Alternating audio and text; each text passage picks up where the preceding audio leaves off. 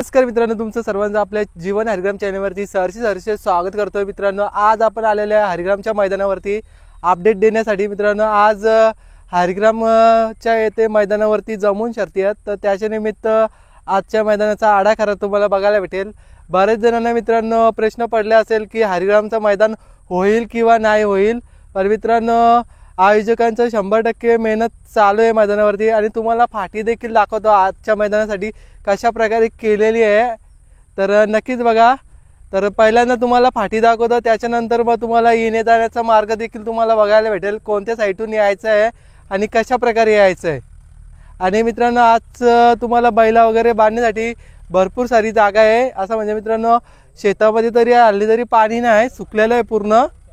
पण कसं आहे, निसर्गाच्या पुढं आपण काय बोलू शकत नाही, कारण की पावसाचा दिवस पण चालू आहे, कधी पाऊस येईल सांगू शकत पण नाही।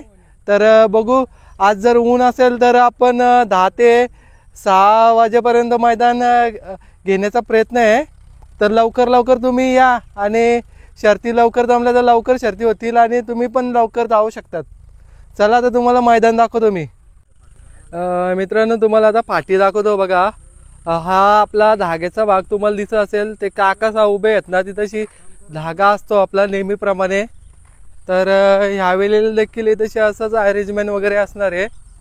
हे बघा इथे बांबू वगैरे असे आदळलेले आहे दोन्ही साईडला, बघू शकतात तुम्ही।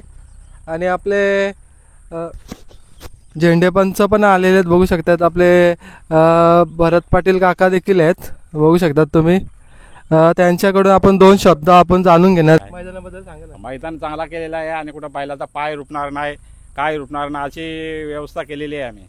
आजच्या मैदानाची तयारी कशा प्रकारे केली होती, म्हणजे किती वाजता तुम्ही ट्रॅक्टर वगैरे लावले आणि पाठीला तुम्ही फली मारून घेतली? आम्ही 8 वाजता जिथं हजर आहेत, 8 वाजता ती पाठी सगळे कुठं खड्डा पडला तर तो भरला, डगरे वेगळे टिपल्या आणि पाठी मारून आम्ही मोकला केला।